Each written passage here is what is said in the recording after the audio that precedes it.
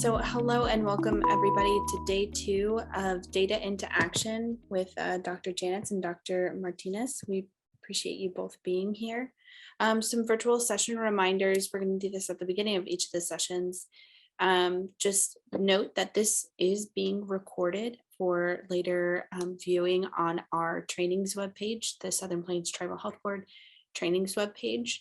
All attendees are placed on mute by default. So please stay on mute until the question and answer or maybe an interactive part. That's just so we'll have a smooth transition between each of the parts of the training.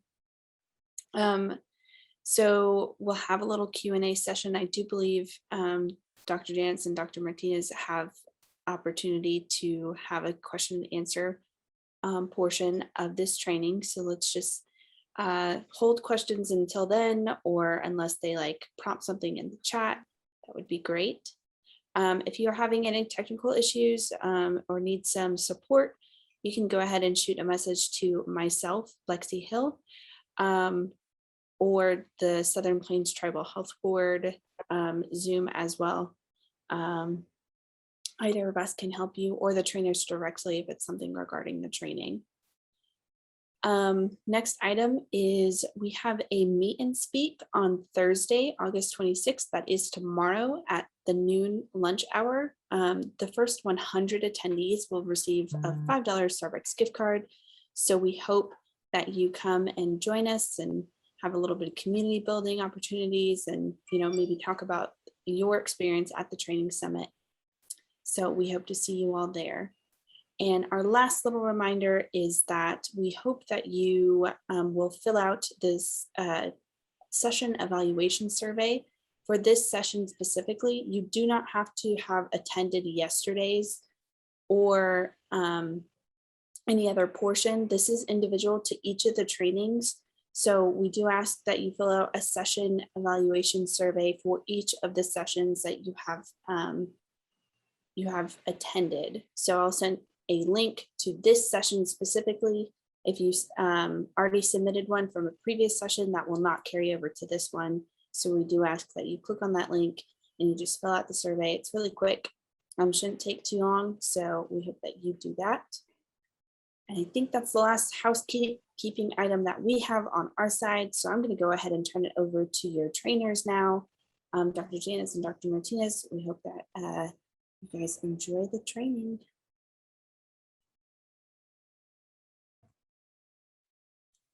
Here we go. Do you see my slides correctly? Yes. Yes, everybody can see them? Oh. Yes, I can see it. My green bar disappeared, so hopefully you can see them the right way. Thank you, Lexi, for that introduction. My name is Sydney Martinez, and I'm an assistant professor at the University of Oklahoma. I'm specialized in epidemiology, and I'm here also with Amanda Janetz, who's also an assistant professor in epidemiology. We're office neighbors generally. It's good to see some familiar faces from yesterday. I'm not sure if there are some new faces, so we'll just do a little bit of a recap from yesterday. So our Data into Action training was developed in partnership with Association of American Indian Physicians, and we've done this training several times throughout the last several years across the country. And so yesterday we primarily focused on unique American Indian data sources, as well as finding primary data or secondary data sources online through publicly available websites. So a lot of times, when you're doing a community needs assessment or that type of thing, you want to go find existing data that you might have access to that might be relevant for your community or your needs. And then a lot of times you'll realize that you don't have exactly what you want. And so sometimes you'll need to design your own survey. So that's what we'll focus on primarily today. So this session overview will include just an introduction to surveys, steps to go through when you're designing a survey, how to write questions, how to identify and find existing questions, as well as how to develop the actual questionnaire, and then just the steps that you want to take as far as pilot testing, collecting data, and then analyzing your data.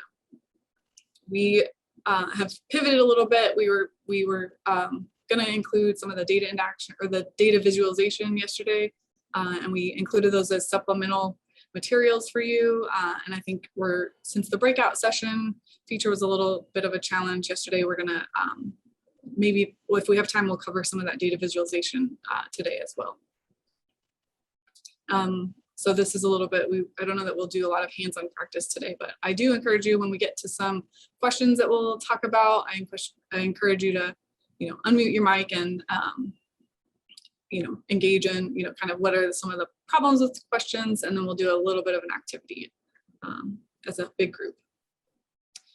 So since we have possibly some new people, can we go ahead and in the chat, list your name, organization, your position, and then describe your experience with developing surveys. So maybe you've taken a survey, but you have never developed one yourself. Maybe you're a beginner and you've done a little bit. And then maybe you're an expert and you could help with the talk. I don't know. So just describe your experience with surveys. And while you are typing those into the chat, I'll go ahead and move on, but we'll look through those. We'll look through those responses as they come in. All right. So just when we're talking about surveys, we're looking at a systematic gathering of or process of gathering information on a specific topic. So some surveys are very broad and ask a lot of more general questions, and then others are really highly specific, depending on sort of the length of the survey, the purpose, how often the survey is done. But really we're looking at asking questions of individuals. So we select a sample of individuals and we're trying to use those small number of survey responses to generalize information to a larger population. If you have a small program and you're asking every participant, certain questions, then that's the entire target population. But generally, we're sampling a smaller number of people, and we're trying to generalize that to the larger group because you just generally can't. The population is too large to really ask everybody. So the reasons to do a survey, we have surveillance is one reason. So a lot of times our public health, our health departments or public health agencies want to be able to, ongoing describe the population and look at trends over time. So we have our behavioral risk factor surveillance survey that's asked annually that is used on a large scale to describe, the annual prevalence of smoking, for example, or the prevalence of diabetes. And that's asked, systematically every year as part of our surveillance system. You can also do surveys as part of a needs assessment. So if your agency or your tribe is trying to get an idea of where are the needs in your community, what health priorities are most important, or what health challenges or behaviors are most important to your tribal population or your target population, where if you're looking for an idea of barriers, so what are the reasons people aren't accessing services, for example. So it can be used as part of a comprehensive needs assessment or a targeted needs assessment in one particular area. For program planning, a lot of times we'll use surveys. I mentioned barriers, so if you're trying to decide where a program needs to be expanded or what services need to be added, you might want to do a survey of your target population to figure out, what would an in-person event or virtual be best, that type of thing. And then for evaluation, so you want to evaluate a current existing program. A lot of times we'll do a survey. So Lexi just put the link for our our conference evaluation in the chat. I saw that come through, and so we might do a simple questionnaire about how someone's experience was in participating in a program. You might want to do you might want to evaluate health outcomes. So you might even do do a survey with your population that asks about health outcomes after, or health status after a program has been implemented. that type of thing. So there's lots of reasons to do surveys, and we'll talk about how the reason, the purpose of your survey will, can change the way you go about implementing one. So this is an overview of the survey process that I'll go through, and there's a link to the resource for where this comes from at the end. So the steps are to first design the survey. And when I talk about designing the survey, it's not just the questionnaire, but just sort of the overall, who are you going to target or recruit from? What types of questions are there? What's your overall research question? So and then what's the method or mode that you're going to use? So not just the questions themselves. So designing the overall survey, develop questions. So you need to identify the list of questions you're going to use. You want to test and train. So test your survey tool, and then also train your staff on how to collect data and how to follow all of your procedures correctly. And then collect data and analyze data. When we talk about methods of collecting data, surveys is just one, it's just one method of many. So if you're collecting your own primary data, we have surveys, we have interviews and focus groups. A lot of times we'll use a combination of these together, but today we'll be focusing primarily on surveys. Some of the concepts that we talked about today can carry over. But if you're interested in more information on these other types, you can also reach out after the training.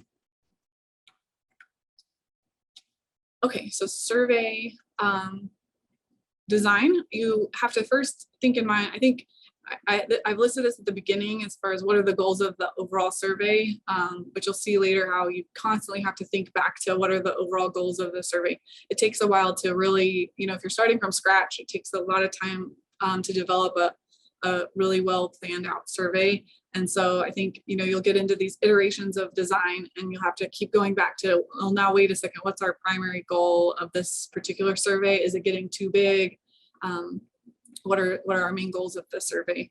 And then determine how you'll use the information. So, if you're needing this information quickly just to move forward on planning, then maybe you need just a summary of the results. Do you need a full statistical analysis? How are you using the information? We'll design, determine how your plans are going to play out. So you want to describe the population. Do you want to, are you wanting to compare groups? So if you're wanting to compare groups, you want to make sure you're going to have, a good sample from each of those groups that you're trying to compare. Are you going to be evaluating services or programs? Because those questions will look quite a bit different than if you're just describing the health status of a population. And the participants might even be different as well. And then identify, are you doing a survey to identify needs or gaps? So you're looking specifically at barriers to participating in services or accessing services, then those questions will look different as well. So when you're, when you're planning your survey, you need to determine the overall study, research or evaluation questions. So you want to turn that goal, sort of that broad goal, into some detailed research or evaluation questions. So to do this, we usually identify the population. So are you looking at, adults? Are you looking at, adults 55 and older? Are you looking at, men versus women? Are you looking at specific geographic region? And then you want to look at the indicators or the exposures of interest that you're wanting to collect. Comparison. So if you're wanting to compare a couple different counties, if you're wanting to compare those who participated in a program versus those who didn't participate in a program, and then the outcome of interest. So you want to make sure that your main outcome that you're interested in, if something changed or if there was an impact of the program, you want to know what that outcome should be. So just to go over sort of a more specific example, this is from the AAA's Traffic Safety Culture Index. So for example, if you're presented with a task of let's do a survey on traffic safety culture, you might have to think, now what does that even mean? So the goal of the survey might be to better understand traffic safety culture, or the climate in which traffic safety is either valued or pursued. So that kind of gets a little bit more specific.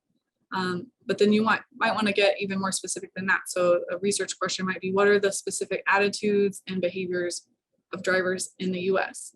And then, what kind of attitudes? So let's look at distracted driving, aggressive driving, or impaired and drowsy driving. So those are sort of very targeted, aspects of traffic safety culture. So this is a real document that outlines, and this document, if you search for it, it has some survey design methodology and also the actual questions and the survey results as well. So you can kind of see from start to finish how they designed this.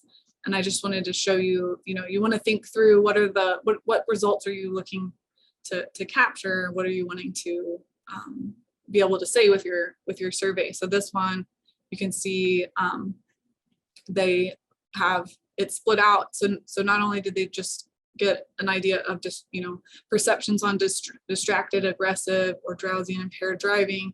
These were the specific, items that they, looked at. So they were looking at how dangerous do you feel the following driving behaviors are. So either extremely dangerous, very moderately, slight, or not dangerous at all.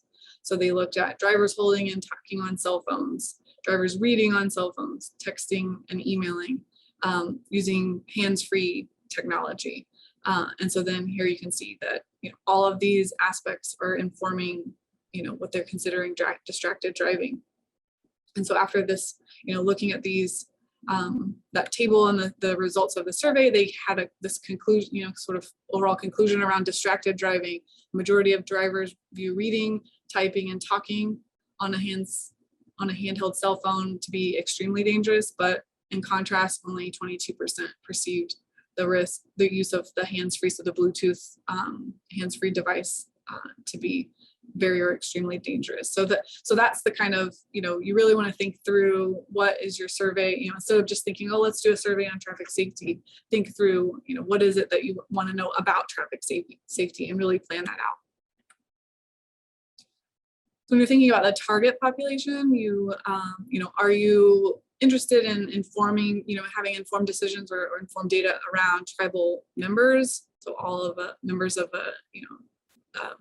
one tribe, all American Indians in a certain service area? Are you looking at employees of a tribe? Are you looking at users, so patients that use a certain health system?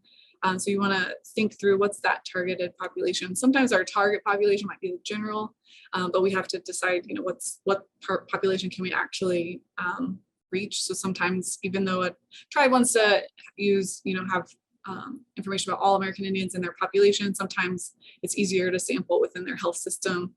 And so then really the population they're speaking to is going to be their user population, for example. So if, another type of target population might be participants in a program. So if you're evaluating a specific program and thinking through, making, inferences on those types of people, it might be a narrower population. So just participants in a program. And I mentioned that it can be patients at a specific clinic. So just the diabetes clinic patients, for example. It could be community members. So if you go to community events that have nothing to do with, sort of whether they use a health system or not, then that could be your target audience. And then you could have a very specific target audience as well. So pregnant women, smokers.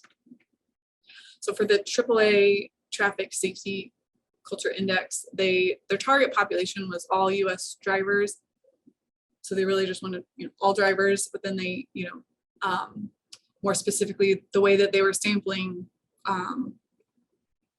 participants, their specific definition was really US residents age 16 and older with a current driver's license who reported driving in the past 30 days. So that was their sort of the population that they ended up sampling. So that's really when they speak to who their results are representative of, then it's really this more specific definition. And here we just can see the target versus sample population. So our target population is sort of that whole broad group that you're wanting to make a generalization to. But really in practice, we always are fairly limited. Usually we can only reach a certain subgroup, a limited number of people.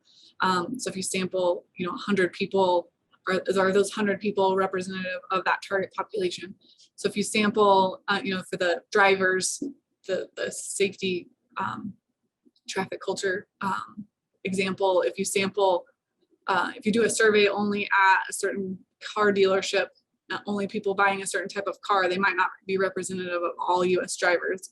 If you, sample, if you do a survey at people at a courthouse waiting for their traffic tickets to take care of their traffic tickets, that might look a lot different than the general population. So you have to think through, is your general population representative of your target? So this means that we refer to this as generalizability. So how representative of your is your sample to that target population? And basically this means, can your conclusions be made based on who you surveyed? Can you make those conclusions on your target population? So this this concept of your target population and who you're going to survey or who you're going to sample to take the survey, we think of that as your sampling method. So there are ways of doing a probability sample. So this is one that's representative of better representative of your target. So it's a random sample, usually from the total target population, with an where everyone has an equal probability or chance of being selected to be at least invited to participate. Then we have some non-response. If people decline to ask or to answer the survey, then that's another aspect as well. But really, you want, if you're sampling, if everyone had an equal chance of being selected, then that's considered a random sample. We a lot of times we'll do a stratified random sample. So if you want to make sure you have, enough people in your rural counties compared to the urban county, then you might stratify that sample into those groups and randomly select a certain number so that you have equal numbers in each of those groups that you want to then compare. And then we can do a systematic sample. I know that some, populations have, they have address-based, records and so or they know in sort of neighborhood, and so they'll do like every fourth house or something like that as a systematic sample. So you just want to determine your sampling method, because that'll that'll decide how you go about actually inviting people and recruiting people to take your survey. So compared to a probability sample, we have a non-probability sample as well. So this is really, we say it's non-representative. We're hoping that it gets as close to representative as we can, but really a lot of times we don't have our total sampling frame. And so we end up doing more of a convenient sample. So this would be if it's kind of completely voluntary and you maybe are just recruiting from an event. So asking for volunteers at a health fair. So if you, or a community event, if you have a booth at a community event and you're just asking everybody that walks by to take your survey, that's more of a convenient sample. We have purposive sampling. This is more used with interviews and focus groups, but you could do it with surveys. So that's selecting a particular set of individuals and maybe that's the people So if certain, council members or that sort of thing, then you can, invite them to participate in a survey, but maybe it's not the total. You're not asking everybody. So there's some advantages and disadvantages to each of these types of sampling. So probability sample, this is very representative of the target population, depending on your non-response. So if you have a high non-response, then it might not be as representative. But in general, if everyone had an equal opportunity to be selected for your survey, then it should be representative. Thus, you can stratify the samples because you have the whole sampling, the whole list of everybody that's in your target population. Then you can stratify and get equal numbers, and it minimizes bias because people aren't. You're selecting people randomly instead of just hoping that they're gonna see your flyer and want think that they should take that. If the topic interests somebody, then they're maybe more likely to contact you to participate in a convenient sample.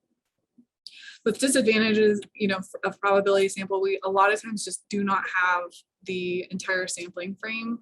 So we don't have a list of all the people, you know, a lot of tribes either don't have, you know, or contact information will be, you know, out of date for existing lists. So if you use electronic medical record, for example, or you know, health systems data, there, you know, if you know that the, you know, contact information is just not up to date, then that, you know, maybe that's not a good way of sampling. And so it's just really a lot more logistically difficult to do a probability sample. So that's why a lot of times we end up kind of defaulting to a convenient sample.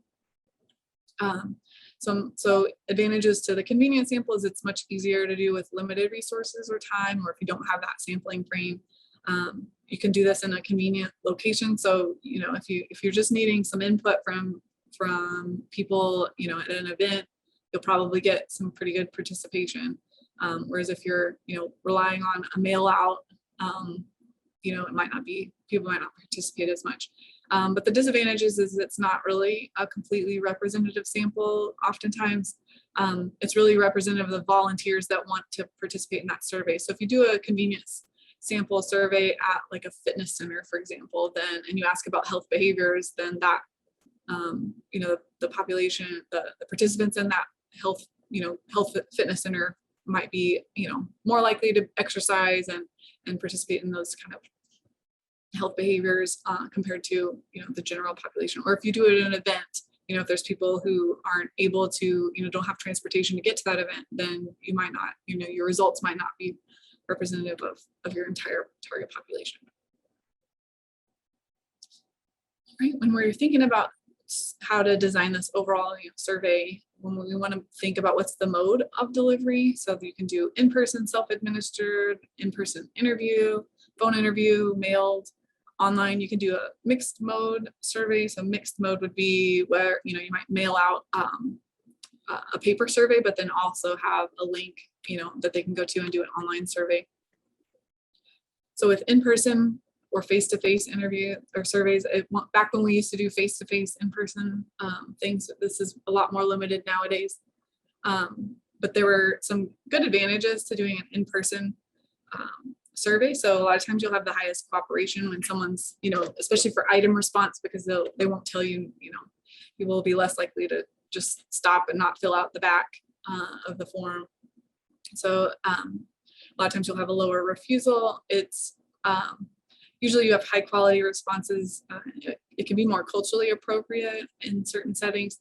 And then, you know, if you have it in your protocol to allow them to clarify, you know, the interviewer to clarify questions or that sort of thing, they can get help. Disadvantages, it's costly and time consuming to send, you know, you have travel costs or either for the participant or the interviewer or the administrator. And then if it's a sensitive topic, sometimes people don't want to, you know, answer those questions in person. And then you also need the safe and private location so that, you know, people can answer surveys, you know, confidentially. Phone surveys, there are advantages to that as well. So you know, the person administering the survey is in one place the whole time. So it's only the time associated with actual contacting participants, you know, talking with participants. So shorter data collection, less expensive than the traveling. This has a better response rate often than mail or internet surveys. The disadvantages, again, this is costly and time consuming because you do have a staff person that's you know, taking the time, that whole time to ask those questions. And that can be difficult to get an accurate, you know, phone numbers for people. It can, you know, we have trouble with the survey center, you know, the number appearing to be like a sales call or people not answering numbers that they don't recognize. And then it needs to be short because people, you know, a lot of times you will ask people, you know, if you have to ask them if it's a good time to, you know, take the survey and that sort of thing. Mail out surveys, the advantages is there's not a need for that interviewer time. There are costs associated though for postage and return postage and that sort of thing. It's easier to reach a large geographic area, helpful for privacy or sensitive topics. And then the disadvantages are the, you know, postage costs, low response rates, for return survey. So the mail out survey response rate is very, very low. And then, this depends on, if this fits your population. Online links can be sent out. These are super quick and cost effective for the most part. You also don't need the data entry part of this like you do for a lot of mail out surveys. You can include skip patterns. So if it's a paper form that people are filling out by themselves, a lot of times you have to make, so skip patterns are where if the rest of the questions don't apply, then if they're taking on an online survey, they just won't ever see those questions. And so it can minimize the time for the participant. And then it also just makes it, people miss questions that they're supposed to take if they skipped others. And so, the online survey format is really helpful for that. And you can use videos, images, or technology. So a lot of our media campaign evaluations will show the actual ad and ask people what their, if they've seen that ad or what their thoughts are on that ad. And so the online surveys are really versatile. However, you need a way to contact them. So you need email addresses, which is often very hard to have for random samples. You need, you can place them on websites, but that'll just be a convenience, whoever happens to go to the website. And then really depending on your target population, not everyone has either access to the internet, and not everyone has email addresses or really uses computers very well, very often. So there's differences in browsers. So sometimes, you'll use a survey design feature and they'll say, well, you have to use this in Google Chrome or one browser. And it's when you're developing the survey, it's going to be hard to explain that to all of your participants, and you're going to lose some responses that way. So what's your timeline? You want to also identify your type of survey and design based on your needs. So, what are your resources? How much can you devote to this, survey? What's the feasibility? So you might have to change your, sampling method or your mode of distribution based on just what's feasible for you and your population. Your timeline will need to, it's not just a matter of developing the survey and getting it out the door. You got to allow time for planning, a lot of approvals, modifications to the survey, resubmitting it through the institutional review board for approval. If you need to, drafts, circulating the drafts, getting the revisions, building it into the, online survey tool if you're using something like that. Testing, implementation, all of that takes time. So primary data collection is a challenge. All right, so when we're developing the actual questions for the survey, you want to, again, like I said, keep in mind the goals of the survey. What's your target population? So you want to make sure that questions are written at the level that your survey, your participants will be able to use, and then also just is the terminology appropriate? I do a lot of tobacco research, and when e-cigarettes came onto the market, they kept changing quickly, and so the participants, if you ask someone if they use e-cigarettes, if it's a person that doesn't consider e-cigarettes and consider it's vaping, then if you design your survey around e-cigarettes, you're going to miss people who consider it vaping, or on to the next thing. It's like by the time we get our surveys developed, the terminology is already different, so you need it to match your target population. And then again, the mode of delivery. So you don't want super complex skip patterns if it's going to be a paper survey, for example. But if it's on via the phone, if there's an interviewer, they can usually handle skip patterns. And then if it's an online survey, then you can. So you have to think through how many questions, what type of questions, based on all of these aspects. When you're drafting the questions, you'll want to format each question from the perspective of the respondent. So you always want to put your, participant hat on and think through, how is the participant going to, receive this question, and will they understand it? And is it in the right order? So even just thinking about the order of the questions, if that makes sense. Make sure each question relates to the goal of the survey, or it has a specific purpose. So we sometimes will use the opportunity of an existing survey and add on a couple extra questions that we really need. just because, but I mean, really, generally you want it to be kind of related to the overall goal. And you want to make sure that the respondents are going to understand the question and the purpose. If they, you don't want to bounce around topic areas. You want it to be, you want it to flow well for the participant, because they're trying to get the survey done quickly. They're not wanting it to take forever. And if if their brain has to bounce back and forth between topics or between, time frames that you're asking about, then it's going to be hard for that participant. You want to shorten the path between the question and the answer. So just make questions very clear and answers clear as well. When we're creating or including surveys, we want to think about the question validity. So survey question measures the property. So validity means that the question measures the property it's supposed to measure. So you don't want to be asking sort of like the e-cigarettes and vaping example. So if you're asking about e-cigarettes and nobody, that considers that, everybody else thinks of it as vaping and they say no, then it's not measuring you're not measuring the same thing or what you're intending to measure. You want to make sure the question's written in a way that allows the collection of this, accurate data, and that the response will understand and provide a valid response. We always have to kind of think, worry about individuals, not being as honest about certain, especially if it's not a behavior that follows kind of social norms. We can think about that, but really this is, usually thinking about, are they going to understand what the question's asking? I think we've all taken surveys where you get to the answer choices and you don't really even understand what you're asking, supposed to answer. And if you don't know and there's not an option for don't know, then you just circle one, and that's not, that won't be valid if you're just guessing. So question reliability. So this is a little bit different than validity. So it's asking the extent to which repeatedly measuring the same property produces the same results. So repeatability.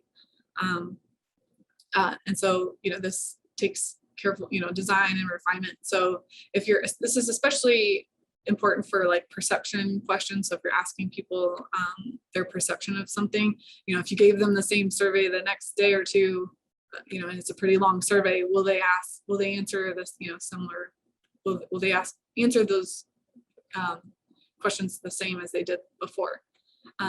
So here we have, you want to work towards this goal of a, really reliable and really valid tool or survey question. But really a lot of times, you might have this tool that's not reliable or valid, it's kind of all over the place.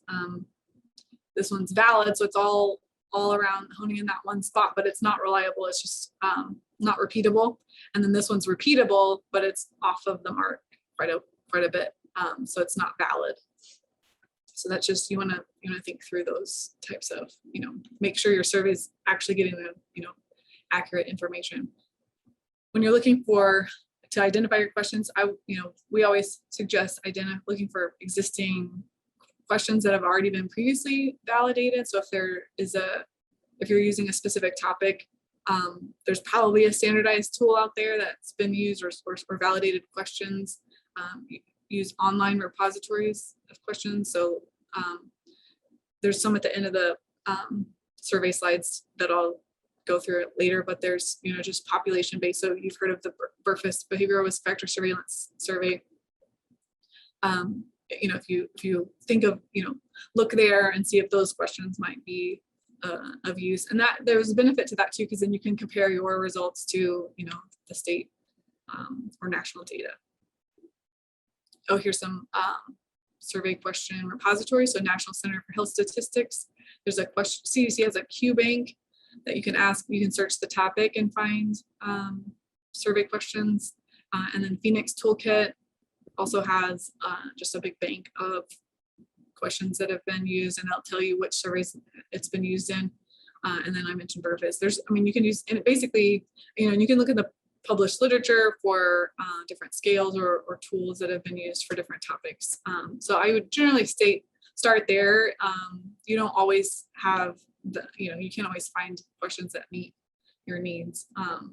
But these validated questions have been tested, and then, like I said, you can compare yours to others. And it's hard enough designing a full, survey tool and deciding what your main questions are and what the, which ones to prioritize, that's hard enough. So you don't need to also worry about whether your questions have the right answer choices and all of that, if it fits your needs.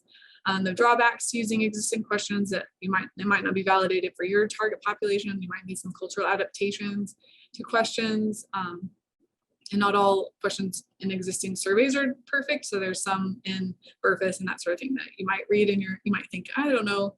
And sometimes they get in the habit of using them over and over again for that surveillance purpose, so that, it's asked the same way every year so that they can compare trends over time. When you make big changes, you can't compare that to the previous years. And so sometimes I feel like they'll leave questions that could be improved in longer.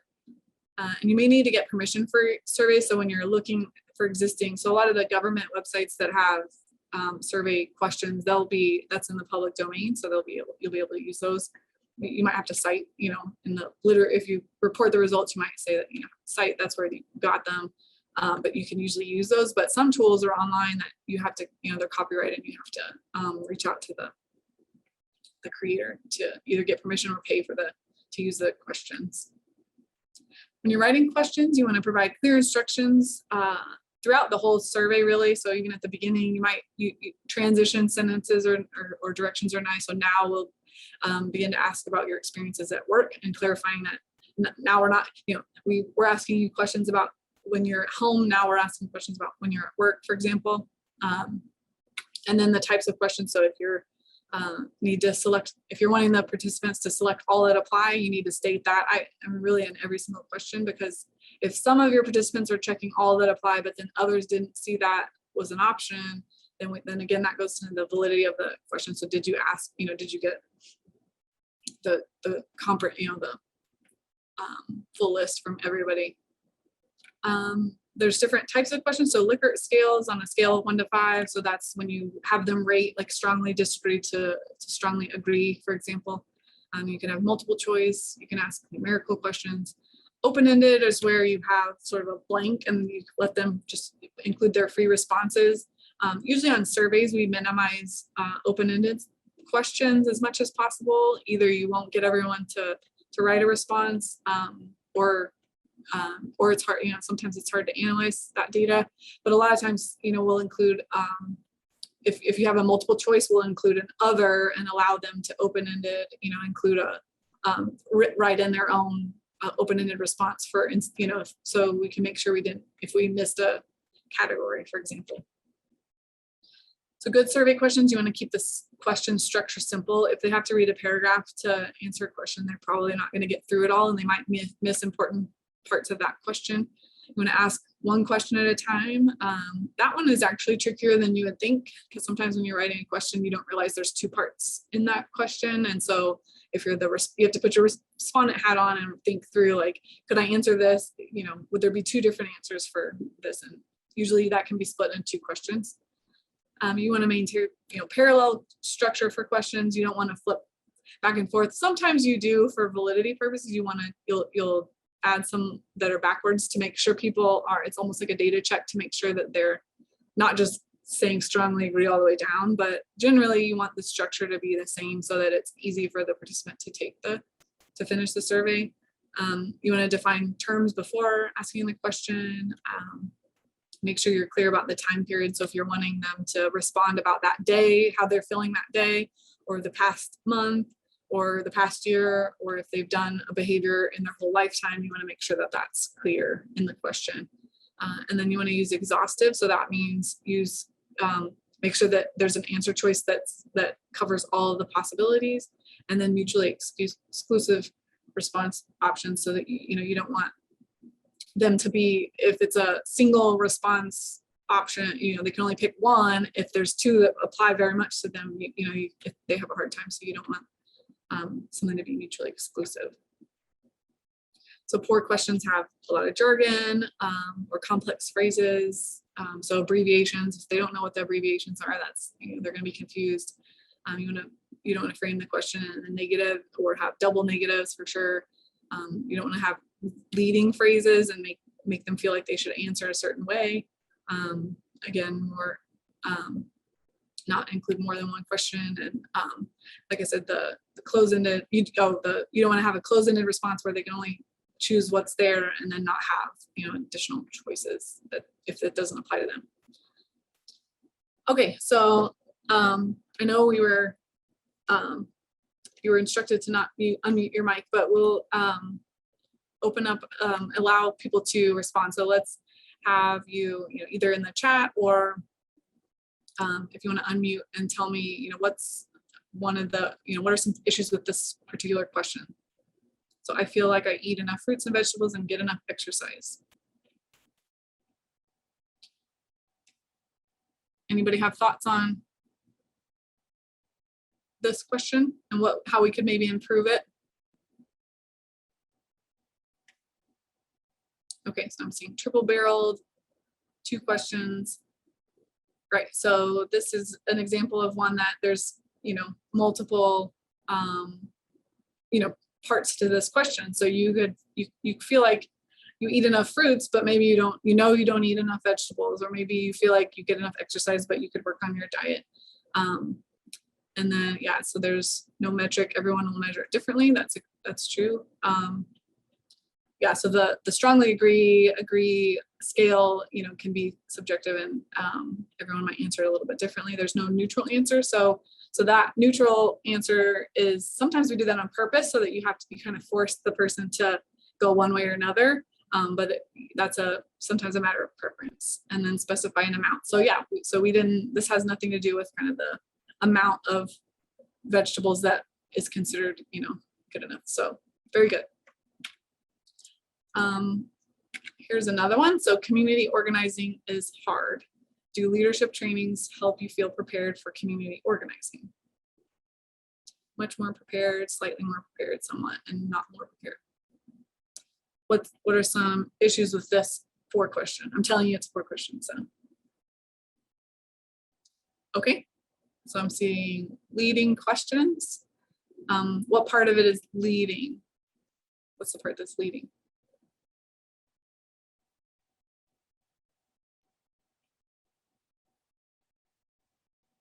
Community organizing is hard. So you're telling them right away that community organizing is hard. And then you're asking them, do you feel prepared? So that's not really, you don't need that part of the question for sure.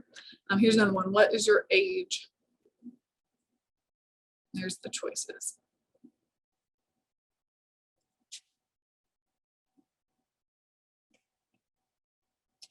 Okay, so what is your age? Does anyone see any issue with this question?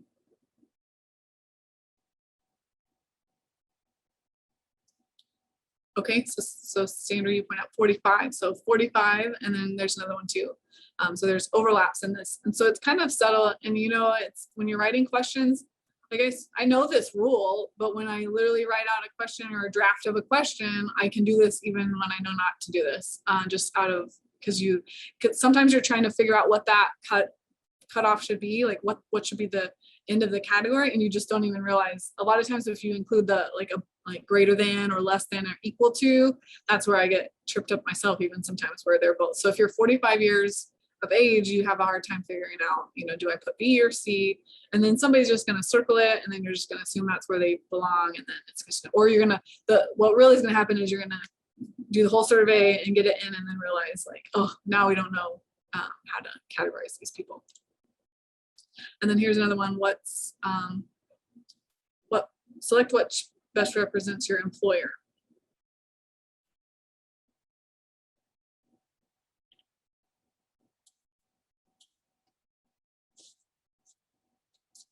Anybody see anything wrong with this one?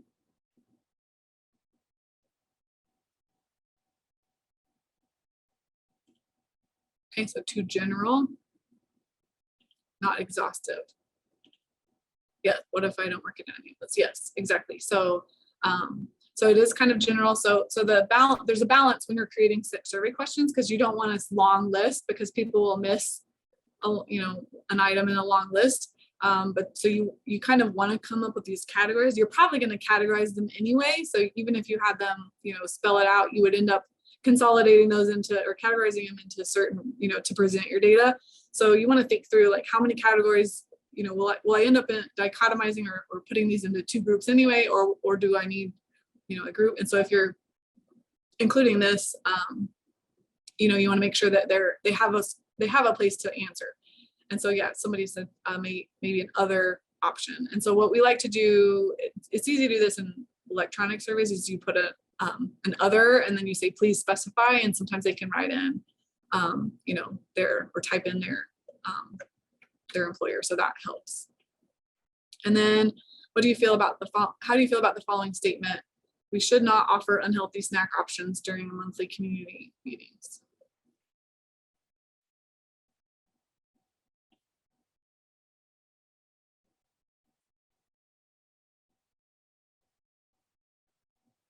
Okay, leading, yeah, we could consider that a little bit leading. So it's pretty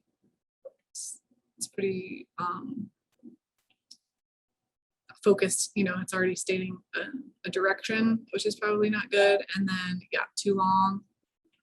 It's hard to wrap your brain around. We should not offer unhealthy snacks. And that's kind of that double negative, undefined. Yeah, so you can see how these questions are pretty challenging. So good job finding the room for improvement on those questions. Very good.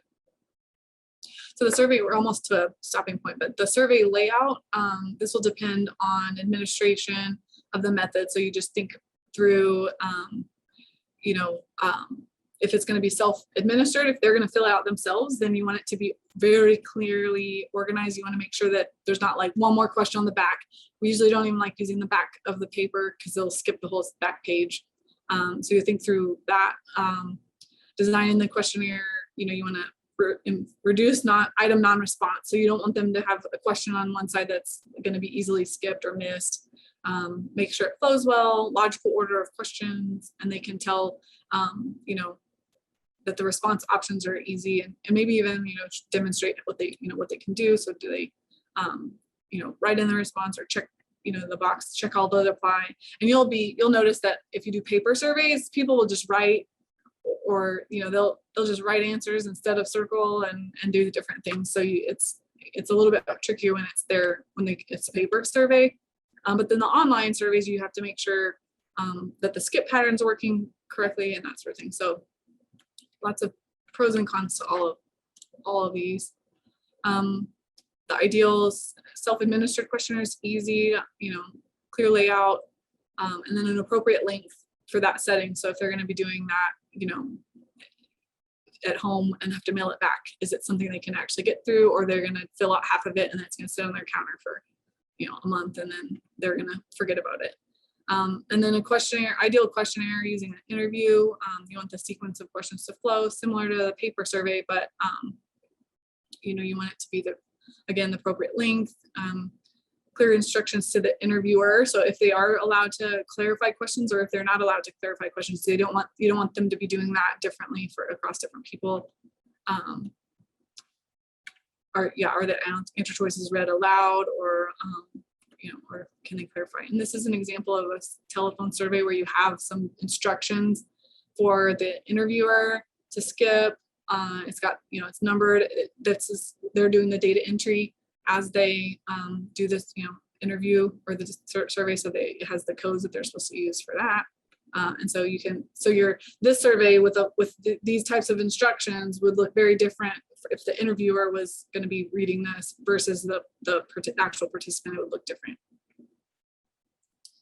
And then questionnaire flow, you want to use skip headings, different sections, transition, descriptions, and then it's hard to use skip patterns and just say like, if no, skip to question 13, because they might not do that the right way if somebody misses that instruction or doesn't find the right question. And then, like I said, common questions placed together. And then when you think of that number of questions, think of purpose, mode, time. This is helpful when you pilot test or test out your survey with somebody that's from that population. You can kind of see how long it takes. If it takes, depending on the reading level, or if they can use the technology, use the online survey, that sort of thing, it might be harder for people to finish a lengthy survey. And then you want, when you're thinking about the length of the survey too, so stakeholders, when you're getting input from a lot of stakeholders, they'll often want all of their questions on there. Everybody thinks that their questions are more important than others. And so you'll end up, I've done this multiple times where, everybody, and so then you're in this big debate about which ones should be, should be left in the survey, which ones should be, we've done this before where you get up to like 200 questions and it's like, no, we have to reduce the number of questions or they'll never get through it. And then, that depends too, if you're paying them. So if you're paying them and then, if you're compensating them for their time, then you might be able to do a lengthier survey than if you're just hoping that they will complete it. All right, let's go ahead and take a 10-minute break. So we'll come back at about 2:05, if that sounds good for everybody. Okay, hopefully everyone has joined us again. We'll go ahead and get started. And I noticed there was a couple of questions that were put in the chat. So what is a recommended number of questions to ask in an online survey? I think number of questions in a survey is really hard to answer just because it's always so dependent on all of those things that I mentioned. So if we take online surveys all the time. So if you want to read an article, sometimes they'll have you answer 2 questions. So I think they kind of will see, how many questions will people answer before, they'll just kind of quit.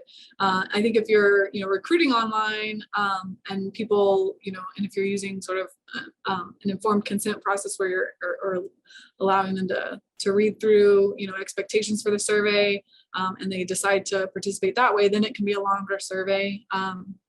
There's also some like internet or online panels that are, participants who have been, volunteered to be to be an ongoing, eligible for you to contact them and have them take surveys. So those types of surveys where they're getting either compensated or they're just know that they're going to be doing surveys. Those can, you can get a lot longer, lengthier surveys. So really, I think it just depends on the, level of compensation or the type of audience. So I've done, surveys with like a rare disease community, for example, they're really interested in just any amount of information or data that might be gathered. And so they're willing to do a lot longer survey, even online, compared to, so it depends on maybe the motivation of your participants, what they're getting out of it. Do they see the benefit? So hopefully that answers your question. And then what are the best ways to address sex and gender questions? Most recently using what was your sex at birth and what is your preferred gender?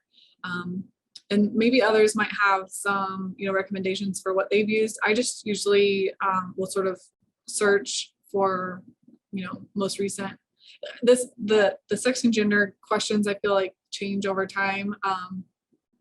And so you can look at like the OMB guidance for, how they're asking questions for either race or sex and gender. I do think having the options, I know that several more recent surveys that I've seen have included an option about prefer not to say or prefer not to respond. And so I think just sort of, I like to use existing guidance for, for how to use, especially these types of questions that change over time. So sort of the appropriate way of asking. So if anyone else knows kind of a good resource directly for that question in particular, feel free to share.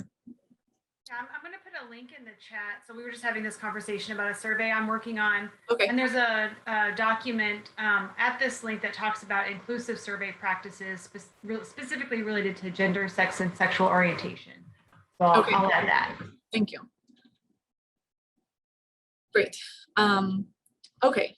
So next we're going to do a little bit of activity. It's similar to the one before where we were just looking at specific questions, but this is where, you'll get a feel for actually taking a survey. We're just going to do it as a group kind of in the main room today. But and unfortunately, since we're a virtual meeting, we do not actually have cookies for you to eat and try. So this is a virtual cookie activity, but in the real sessions we've offered, had people eat an actual cookie. and then take a cookie survey so to evaluate their experience eating the cookie. So just pretend that you've just consumed this cookie, and I just made everyone a little hungry maybe, but. Okay, so cookie survey number 1 is just, did you like the cookie? Yes, no. And after trying our delicious cookie, would you buy them? So if this was the full survey, what are your thoughts on the survey and the questions? And you can unmute if anybody wants to unmute and just, oops, and go, share their thoughts. So I'm not the only one talking in this training, or you can put it in the chat.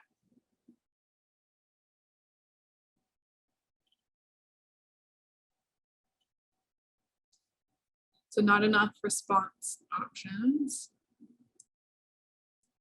Yeah, so the yes, no is pretty limiting.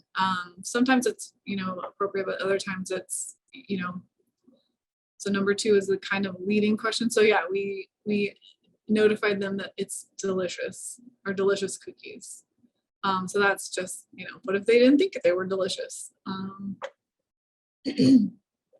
So, and when you think this question, a lot of times we're trying to minimize the number of questions, but really, I don't know that you could do much with this. We don't know the reasons they think they liked the cookie or didn't like the cookie. We didn't, we don't know if we don't know why they wouldn't buy them. So maybe they don't eat cookies. We don't know.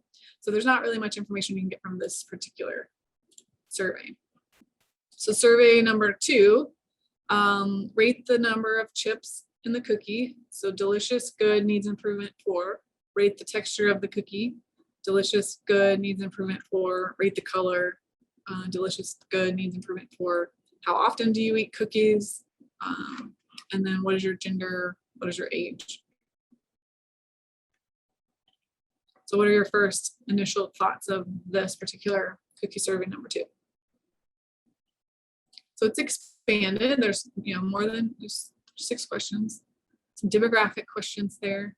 The gender question we just talked about, maybe it's not appropriate. It's not using the language that Dr. Janet's submitted. Oh, okay.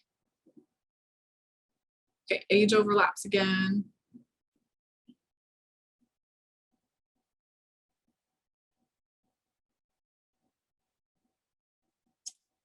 Okay. Age response is confusing, like with plus. Yeah, so number 4 is an open-ended response. Gender is not inclusive. Okay, so answer options are not aligned with the questions. Yeah, so we're asking delicious, good, needs improvement. So this, in this case, we use the same Likert scale. So the delicious, good, needs improvement 4, and we just, use it for all 3 questions, but that doesn't make sense. So, rate the number of chips, so the number of chips doesn't really fit with delicious or good. Yeah, so that's, and then also, you don't know how you feel about the answer choices. Yeah, so this number 4, the open-ended response. So sometimes that's really helpful to get an open-ended response. But how often do you eat cookies? This one could easily have some categories already predetermined, because you never know if somebody answers this question 4, for example, how often do you eat cookies? And they just put 4, then you don't know if that's 4 times a day they eat cookies, or if it's 4 times they've ever eaten cookies, or per week, or whatever. There's no way of, they might not quantify that for you. So even if you assume that they're going to tell you 4 times per day, or once a day, or once a week, even if you think they're going to write that all out, they probably won't, and they'll probably just put, or not everybody will consistently. And so, coming up with categories for that would be probably more helpful. Yeah, so that's some comments there. And then cookie survey number 3, what did you think about the number of chocolate chips in the cookie? Too many chips, just the right number of chips, too few chips? What do you think about the texture of the cookie? So too soft, just right, too crispy. What did you think about the color of the cookie? So too light, too just right, too dark. Number 4 is to rate the taste of the cookie from 1 to 5, where 5 is the best tasting cookie and 1 is the worst tasting cookie. 5, what could we do to improve? the cookie, and then the same gender, and then an open-ended age group for this one. Okay, so these are better. Somebody said these are better survey questions.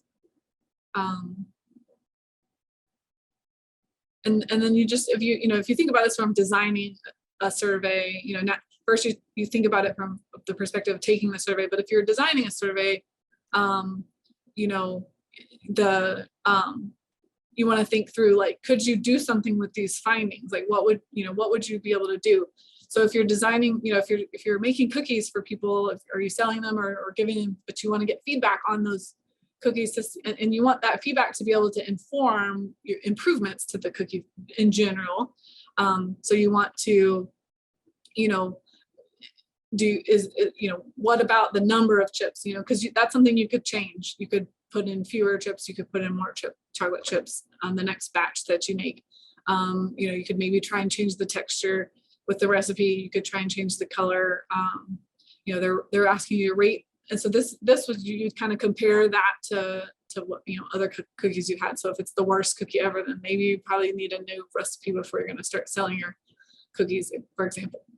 And so the flow is a little bit off. So I think we could take any existing survey and kind of critique it. This is what the modification process of the different iterations. I feel like every time you have new people look at it, people will find new ways to improve the survey, which is good. So the more time you can include in planning, so that you have that time to circulate it to lots of different people, then that would be important for you to, because I feel like every iteration it at least keeps getting better.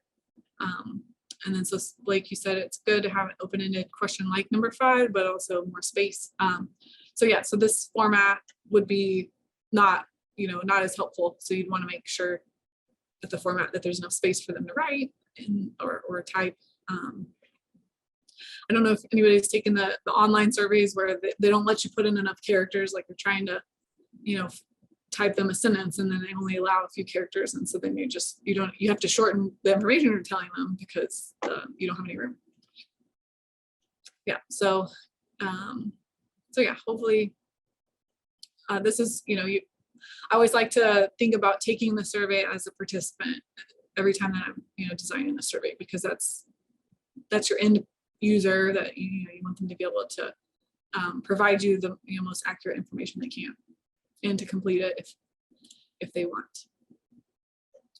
Okay, so testing and training is the next kind of step. So the pilot test, you want to pilot test your survey. A lot of times we'll pilot test it just with kind of colleagues at first, just to make sure that, especially an online survey with like skip patterns, you can just have anybody test that and make sure that the patterns, that it's not skipping to the wrong question or not displaying questions that are not appropriate for depending on the responses. So you want, you test internally at first. Then, and a lot of times we don't have the luxury of doing a full pilot test for surveys. And so this definitely is sort of like, you would want to do this if time allows, depending on your resources and timeline. But you want to select, maybe 5 to 10 people to take the survey as if they were a participant. A lot of times you want to recruit members of that same community. The challenge of that is, do you have enough people in your, if it's a program that 20 people participated in, and you want to take, you don't want to take 10 of them just to pilot test the question, because you want them to take the questions and, survey themselves. So that can vary depending on the situation. But if you pilot test a survey, you can have them write notes or suggestions and maybe report the time that it took them to get through the survey. You could do cognitive testing, where you ask people to interpret their the instructions and their and the questions to, they'll actually give you feedback about, this question didn't make sense, or I wasn't sure what I was supposed to do here, or these are some options that weren't there that I feel like are important. So pilot testing the survey is very helpful if you have the time to be able to do that. Again, that's, it just definitely works to improve. And you want to pilot on a small scale, especially if you're going to recruit and spend a lot of money on, implement, trying to get 2,000 surveys and you haven't piloted it and you realize that like your primary question got skipped.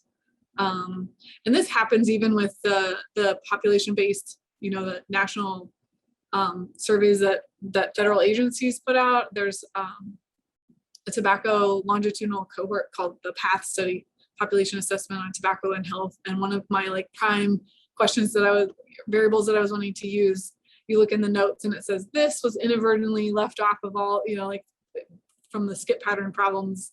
And so the sample size is super low and it really should have been asked among, a lot more people. And so I basically can't use that whole that whole question. So, so even it happens even on the national level, but that's what pilot testing, if you really thoroughly pilot test your survey, then you'll minimize those kind of problems. And then training your interviewers or staff, you want to develop the script that they're going to use if they're going to contact people via phone. So they're going to call people and invite them. You want them to know exactly what they say. You want them to say the same. You want it to be consistent across participants. And then you want to ensure that interviews know the importance of following that script and not adding to the survey. You don't want them to be, include their leading, either instructions or questions. You should probably, should train interviews using mock interviews, or have them go through the whole process. Sometimes if once you practice, you get a little bit better, and that'll just ensure better data quality. And then you want to make sure stakeholders are aware of the purpose of the survey, just so that there's consistent messaging and all of that. So just want everyone on the same page. And then when you collect the data, you want to be aware of your survey response rate. So this is the number of people who respond to the survey out of the number of those who are asked or invited to take the survey. So if you have a sampling frame, so if you email, sent out, either mailed or contacted everyone on a certain list, then that's your denominator. So those were the ones that were invited to participate. And so you can kick out the ones that were not, if the phone numbers were not good phone numbers anymore, or whatever, you didn't reach people, then you can kind of take them out. But you want to, keep track of how, what your response rate was. If this, a high response rate provides better representativeness of the target population. So if you have a majority of the people you contacted and invited, if the majority of them ended up taking the survey, then it is that random sample where you sort of randomly selected people. If they have a high response rate, if it's a super low response rate, then those are more of that volunteer bias, the ones that maybe they saw the survey and the topic and they like the topic because they're it could be those who have that health condition that you're asking about, and so then they're more inclined to take it. It could be someone that engages in certain health behavior, like if an exercise survey, for example, if people are just they're really enthusiastic about exercise, then they might take that survey, be more likely to volunteer compared to someone else, and so they might not. The lower the response rate, the less representative your results might be to your target population.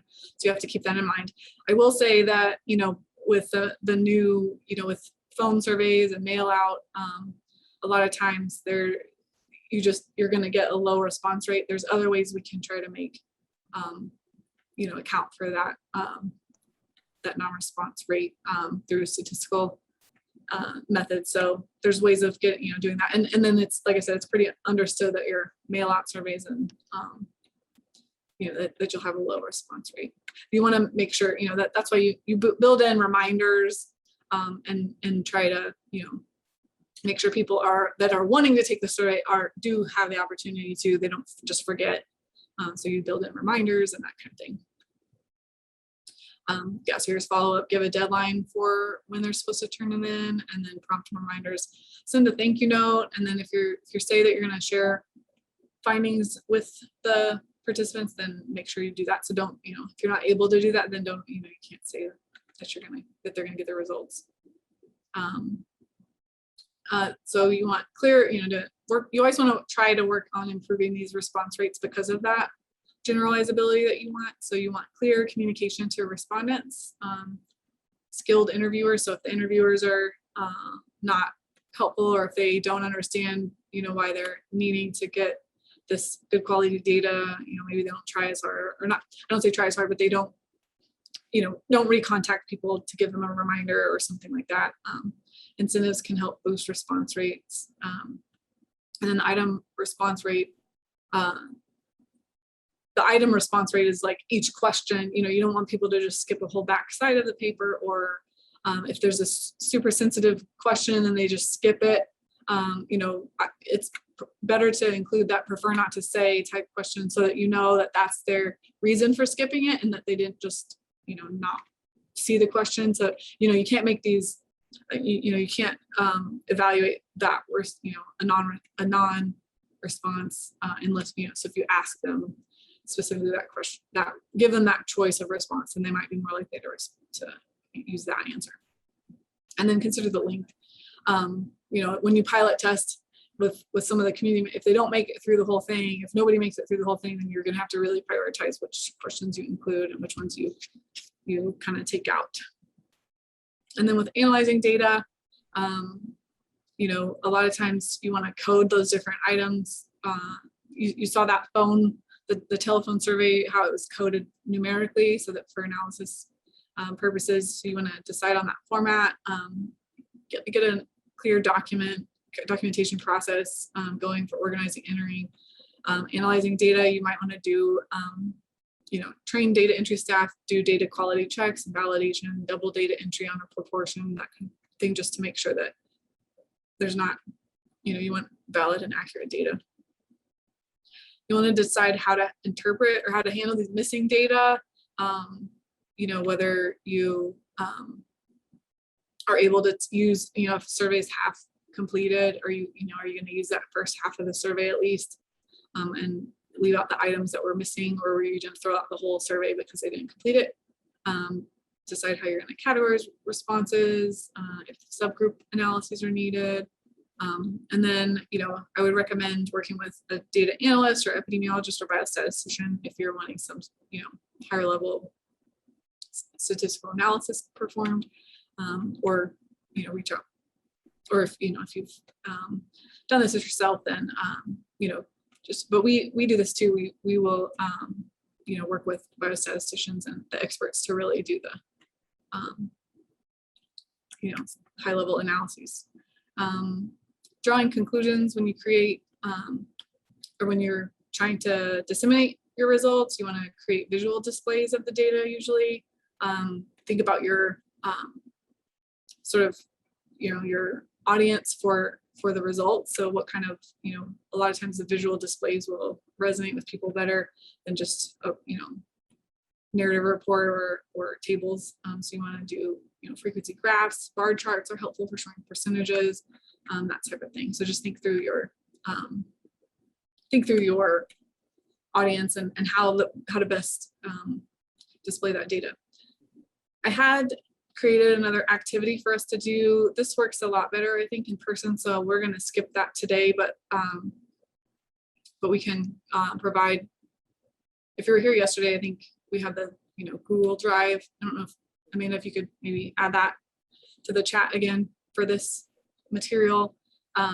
So there's a handout that has this second survey activity where we would actually get in groups and create a survey. So you could talk, pick a health behavior, decide on the goals of a survey, what you want to learn, determine your target population, and then decide what mode of survey to do, and then to go and identify some questions to pull.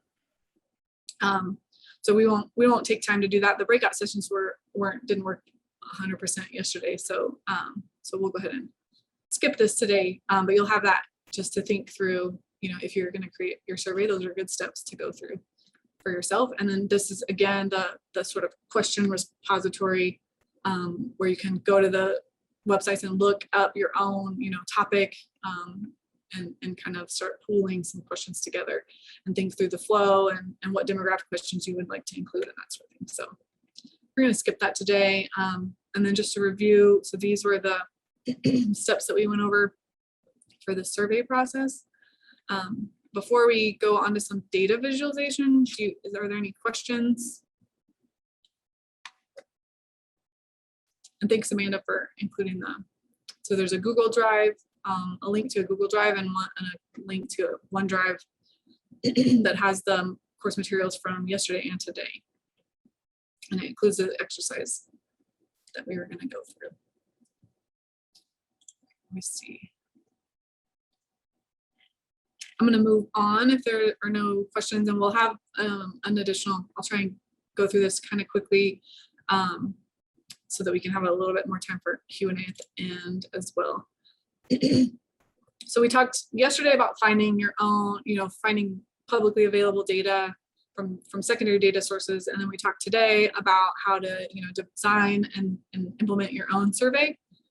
And so then, what do you do with data that you have pulled together? So even if you've, pulled data from, OK2Share or some other, online data source, and you have an Excel spreadsheet of data, or you've done a survey and you have your own, you've collected your own, you still need a way of, visualize data, displaying that data to an audience. So whether that's, your agency or your tribal leadership, whether that's the community in general, whether you're gonna, include this on a website, whether it's a government, grant, a report that you're wanting to use for a grant. It doesn't really matter. It matters the audience and maybe what the format you might want to use, but really data visualization is really an important aspect of collecting data because we want to share it. So it's important to disseminate your research or your findings. We can use visual aids and display data in tables or charts. And you just keep in mind each data display should kind of stand alone because really your eye, everybody's kind of drawn to a graph or a visual. And so then, they might not read the whole report, but they might just see the graph or the table. So you want to make sure that, it stands alone and is, self-explanatory. When you're choosing a table or a chart, sometimes, you have to decide how you're going to display data.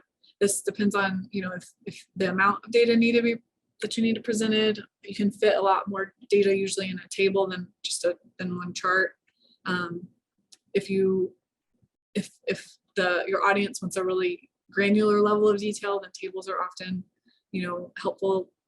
Whereas a chart's a little bit more big picture. And it also depends on the type of presentation. So if you're doing a PowerPoint presentation, you definitely don't want to just have table after table after table because your audience is going to get really tired of trying to navigate tables. If it's a poster or a report where they can look through and they're wanting to really go look up details in the data source, then the table is, sometimes more helpful. So you just have to think through all of that when you're choosing either a table or a chart. Graphs or tables, graphs and charts, there's all types of charts that you can use. And just because there's a way to make a graph in Excel doesn't mean it's the best, most appropriate way. So you really need to know, what type of data you have and what kind of chart you can create. Charts are helpful because our eyes can see those visuals a little bit better than just reading numbers in a table. So you can see comparisons or show patterns and trends across data a lot easier with a chart. So when the general pattern is a little bit more important than exact values, that's when a chart is helpful. And then oral and poster presentations, but technical reports a lot of times will have tables. You can have both. So a lot of times we'll have a technical report or a report that has visual displays of data, so graphs and charts, and in the back it'll have an appendix with all the super detailed tables. So you can do lots of different combinations. But like I said, people remember charts a little bit better. Here's the different types. So you have pie chart, bar chart, line graph, scatter plot. Pie charts we tend to recommend not using as much. This displays parts to a whole, so it's always usually it's 100%, and what parts are so it's a usually proportion, but it's not easy to see. And if you can see this, it looks like the 19.5% in this pie chart is actually bigger. It looks bigger than the 21.2%. So a lot of times it can be deceiving with the size of those pie slices being a little bit misleading or hard to differentiate. So the human eye sees these lines a lot better than angles of a pie, like pie slice. And so we can clearly see using more of a bar chart, which ones are, which ones are longer than the others versus the pie slice. And then a line graph usually shows a series of data over time. So we can see, lots of different, so this is when we use surveillance over, it's something that's collected over time. We can plot that and see, increases or decreases over time and which ones are more, higher or lower. And then a scatter plot is where you have two continuous values. So you can see correlations, trends, you can see which ones are outliers off of that line. When you look at, so the guidelines for charts and graphs, you want a clear, concise title, and you want labels. You don't want people to, not understand what the units are. Your scale should start at 0. And honestly, when you use Excel, like in the default, sometimes this doesn't always happen. So you can't just use Excel's default graph always. Sometimes it'll put it'll start your scale at, higher than 0 and different things. And you won't even notice it until someone points it out, and then you have to change it. So then you break in the scale should be labeled. And then I would recommend avoiding any like clutter or 3D effects on a chart. There's a lot of really easy ways to do the 3D effects, but it's just really can be hard to see. So here's an example. Here's an example of a bad example of a graph or chart. So what are some issues with this one? What are your first issues with this one? There's a lot of issues. Anyone wants to share? Too busy and cluttered.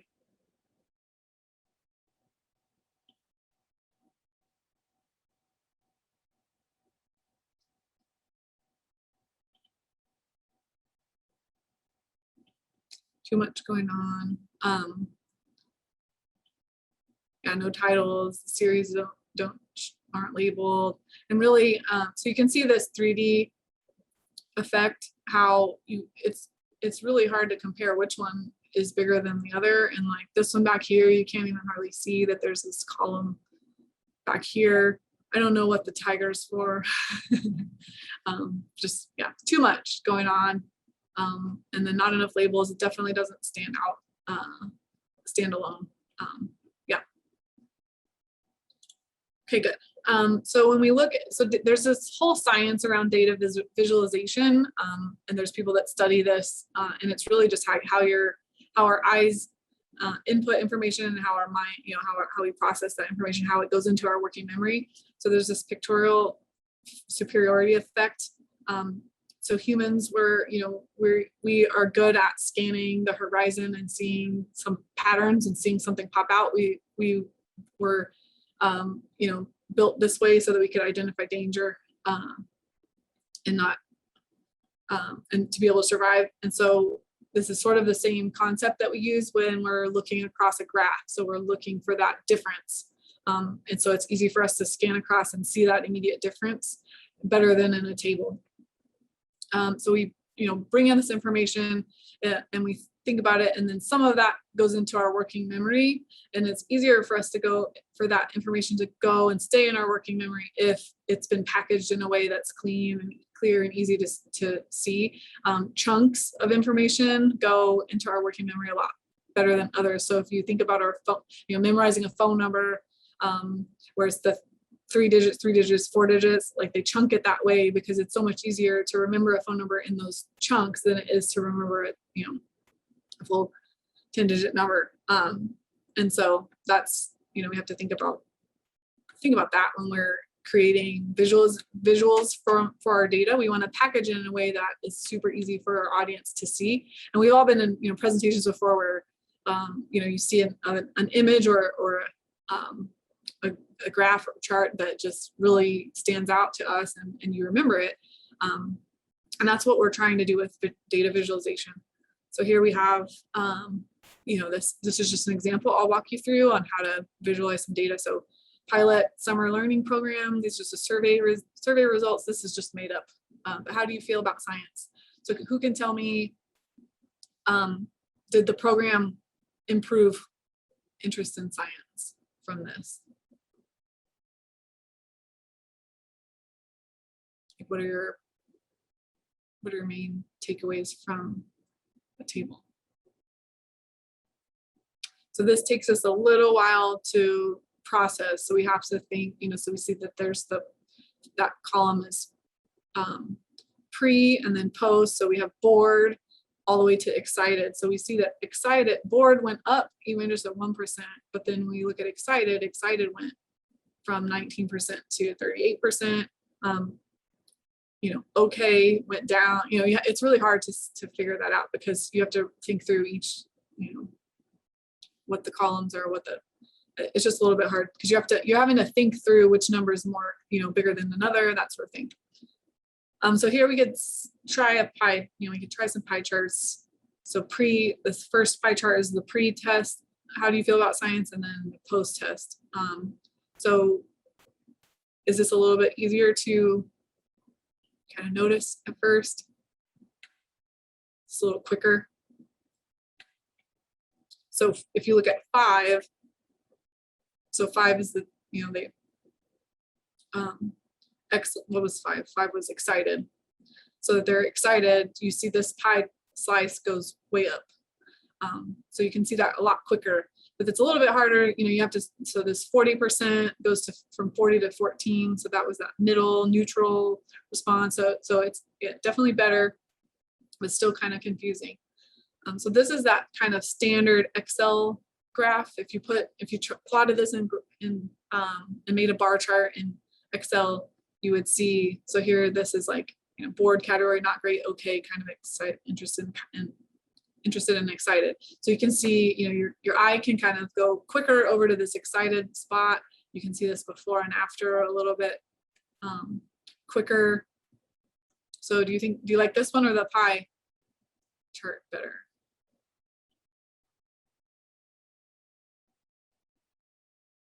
Anybody? Or graph? Yeah. So this one's a little bit better still. I would argue that there's ways of improving even this. And sometimes, so some of this is like the art of science, science and art combined. So this is perfectly, this is a good chart. It's also that kind of default Excel colors. So if anyone makes an default Excel graph, this is what it looks like. And so maybe that won't stand out as much. So if you are needing to put in some time and effort into like branding or marketing or a report or getting people to excited and interested in reading about your findings, you can do a little bit more to make it stand out. So here we have gotten rid of, so you can see the grid lines are not as necessary. There's a double title here. So we've gotten rid of the double title. We've increased the font quite a bit. I always bump up the font on all the Excel charts that I do. I just bump the font way up because it's just the default is too small for people to really see. This one, when you step further in making the color scheme, sort of the pre is a little bit lighter, and we really are interested in the post. Maybe this is the colors of the organization. So sometimes we'll use the organization's logo or sort of the color scheme to match a report with their head, their header or whatever. And then this one even went further where it kind of faded these 3 columns that aren't necessarily as important, so that your eye goes straight to the 2 kind of interested and excited, because you want people to be excited about science. And so this shows that both of these went up. So that's just a little ways that you can take a default Excel graph and push it a little bit more. Here's another one. This one actually includes the sort of, it includes the conclusions within the graphic. So interest in science increased. So before the program, the majority of children felt just okay about science. So this 40% was the highest at, before. And then after the program, more children were kind of interested and excited about science. So you're including the conclusions, in or sort of the results or the findings, the statements in the actual visual itself. So that's just ways you can kind of do that. Then, you know, there's slope graphs. So there's other types of graphs. So this shows you that excited went, you know, so that yeah, pre and post went way up. And then after the pilot program, 68% of kids expressed interest. So even just taking one data point and highlighting that in a report stands out more than if it's just buried in a table, if that makes sense. And then you can kind of use that same, if you're looking at you know, highlighting this one fact, you can add a picture. So pictures help us package that information and go into our long-term memory. So after the program, 68% of kids took an interest towards science compared to 44%. Like people that are like very good at marketing will even think that, you know, so this magnifying glass is pointed this direction. If you bleeding it off the edge, and then if you flip the magnifying glass, it's actually kind of pointing to the number, and this will your eyes just follow. This is what, you know, when they use advertising to us all the time, they're using all of these little tricks. And so there's this whole science, like I said, of data visualization and how to get people to really remember your data points. You can use that same kind of theme throughout your PowerPoint, using the same color schemes, same imaging, that sort of thing. So those are just some tips for, you know, taking your survey or publicly available data that's important to your, you know, your work, and polishing it, putting it in a presentation, a format that people will read through and remember. So consider the style of the presentation, the audience, ensure that the font size is large enough, appealing colors, enough white space. So even those gray grid lines, you know, that's just extra. That's not always necessary. And then you want to walk through. I didn't include that here, but you can walk through. Oh, here it is. Walk through your audience in an actual presentation. You can walk through the content, you know, using these call out boxes, so that you can kind of, you know, really hone in on where they're looking on your slides, and that'll help with that. And then here's like shape your future. We might take a media campaign and use that same color scheme for a report, just so it, you know, resonates with those stakeholders. A lot of the material that I just presented on data visualization is from Stephanie Evergreen, who has a lot of really good resources online. She's got a blog and different examples that she walks through. She'll take the kind of an old one, you know, old graph and make it better. And so I'd recommend, you know, if you're interested in this kind of information, reach out to her, or, you know, go to that website. She's got some books out that are really good. She's got some data visualization checklists that you can walk through and rate your visualization, and that kind of thing. So just, there's some key points. I'm trying to go through this. Yeah, we didn't include all. I just tried to include the supplemental slides, and we thought we'd go through that instead of the breakout sessions today. And then a lot of the survey development or survey material came from the Survey Fundamentals as a guide. So there's a resource for that. And now we have some time for questions. You can either unmute and ask your questions or type them in.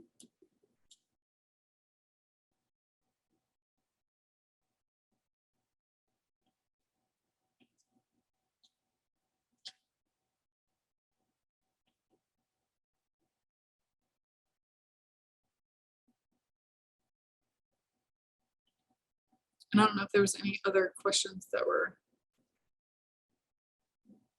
added before that I missed. Okay, no questions. Feel free to reach out to us if you have any questions, or if you can't access that Google Drive, we'll be happy to email your info, you know, any information you need, or if you have questions on anything that we covered, feel free to reach out. I was going to say there's local resources for assistance with this. So if you want to contact OSCTR on our campus, we can help with, you know, project design, survey development, that sort of thing. There's a Sooner Survey Center that's a call center that actually they do phone surveys, but also mail out, mixed mode, internet, online surveys. So if you're interested in, outsourcing some of your survey work, you can do that. And then the Southern Plains Tribal Health Board also has a lot of good support for this type of thing as well. Well, thank you guys again for being here. We appreciate you presenting, and thank everybody who did join us today for this presentation. Just another quick plug. I posted the SurveyMonkey survey link for this session in the chat. So that should be in there. Again, please fill that out, even if you attended some earlier sessions today or the session yesterday. This is a original link for this session itself, and we'd love to hear your feedback. And then again, please join us tomorrow at the noon hour Central Time if you're in a different time zone for our meet and speak. That's going to be like a little community building practice that we have. Come bring what you've learned and all of your questions for our organization. So again, thank you guys for presenting. We really appreciate it. Dr. Janice and Dr. Martinez. So if you guys have any closing words, I think that was all I had.